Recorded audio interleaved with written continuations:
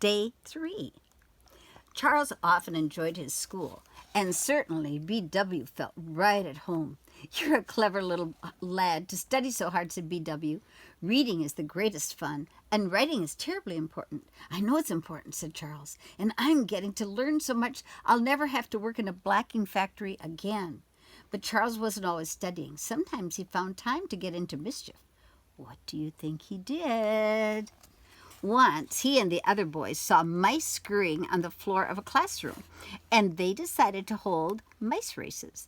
The boys made toy chariots, then harnessed the mice to the chariots. The mice then raced for all they were worth, pulling the chariots across the room. "Come on, hurry up," the boys shouted to their favorite racing mouse. But then, all of a sudden, they heard a louder voice. "What's going on here?" an angry teacher demanded. The boys, of course, were punished for playing with the mice. "Very amusing," whispered B.W., "but don't you think you could find a better way to use your imagination?" Charles still liked to pretend that the little bookworm talked with him. Of course, when he was listening to B.W., Charles was really listening to his own thoughts. He knew that very often the answers to your own problems have to come from inside of you. "You can always learn by looking about you, Charles," B.W. seemed to say. "Study the people you see. Try to guess what they are thinking. Imagine what they are really like." Charles began to watch people and to really take notice of what they did and why they did it. He studied his friends and the stern headmaster. He saw the hard-working teacher and the kindly porter. He noticed places, too, and how they looked and smelled and felt. Charles couldn't know it then, but the day would come when he would make good use of everything he had seen, learned, and remembered. And after he left school, Charles knew that he needed to get a job. "Do you remember what your father did when he had to find a way to earn a living?" asked B.W. "Yes," said Charles. "He studied shorthand and became a reporter," said Charles. "Say, I think I'll do the same thing. It will take a lot of practice, and I'll have to listen carefully and write down exactly what people say, but then I'll make a good living." So Charles studied, and he practiced. When he felt he was ready, Charles went to a newspaper and called the True Sun and asked for a job. "I can write shorthand," he told the editor. "I've studied well, and I'm not afraid to work. I can do a good job for you." Charles got the job, and he worked so well that before long he was given a most important assignment. Charles' new assignment was to report what went on in the House of Parliament, the place where all of England's laws were made. In those days, there were about 90 reporters in Parliament. They each wrote the lawmakers' speeches down word for word in shorthand. Then they rewrote the speeches into longhand and rushed them to the newspapers so they could be published.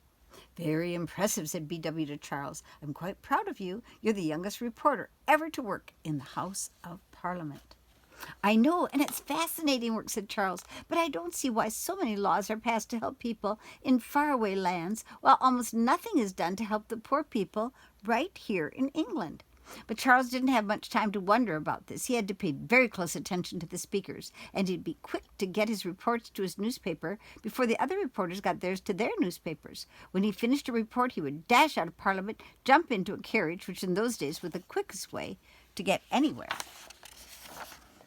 "Let's go," he would shout to the coachman, and off they would race to the offices of the True Sun. Charles reported the speeches so quickly and so well that his newspaper gave him extra money for doing such a good job. Not that things always went well for him. Sometimes they didn't. In fact, once a wheel came off Charles' coach. The coach turned over, and Charles and B.W. tumbled out onto the road. Charles wasn't discouraged, though, and neither was B.W. A reporter has to expect a little upset now and then. "Well, I suppose we can't always be first," laughed B.W. One day, Charles got tired of writing down only what other people said. He decided to use his imagination and make up a story of his own. "A first-rate idea," said B.W. "Only make sure to make up stories about things you really know something about." Charles nodded. "I'll use only what I've noticed myself in all of my stories." Then Charles went out to look at the city of London. "Wow!" exclaimed Charles Dickens.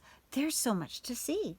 Of course, Charles had never had been observing people since he had been a small child. Now, wherever he went, he saw how people looked, and he noticed what they did, and he listened to the way they spoke. "It's exciting," he said. "I can hardly wait to get home and start on my stories." When Charles did start writing, he worked easily and quickly. Whole crowds of characters were already there in his mind, just waiting for him to put them on paper, and each one of them was at least a bit like someone Charles had known. "Now, what will you do with your story?" B.W. asked when Charles had finished.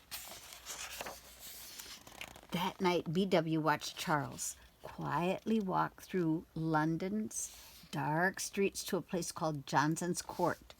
The monthly magazine had its office there, and when Charles was sure no one was looking, he dropped his story into the letterbox on the office door. "By Jove, you act as if writing your own story is some sort of crime," cried B.W. "You didn't even put your own name in the story. You said it was by someone called Boz." "Because I'm afraid people may not like it," said the shy young man. "And I don't want to be embarrassed."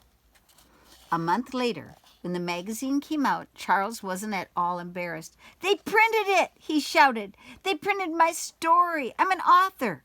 "Quite true," said B.W., "and a very good story it is.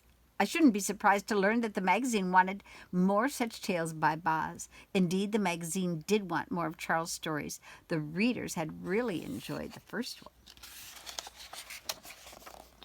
Charles Dickens was soon writing stories as fast as he could put pen to paper. "There are so many books in my head," he said to B.W. "I want to tell my stories just as quickly as I can."